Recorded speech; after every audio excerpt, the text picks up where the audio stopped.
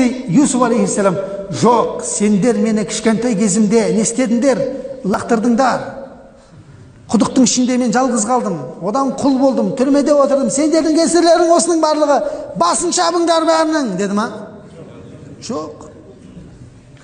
Бүкіл балалық шағым кетті менің. Не дейді? Психологияда бір сөз бар жаңа. Детский, не дейді? Детский травма алдым мен. Қазір сондай бар екен, детский травма деген. Деп айтпаған екен ғой Юсуф пайғамбар. Өйткені детский травма жоқ та. Құдаймен байланған өмірді көрдіңіз ба? Алламен байланған өмір әдемі да.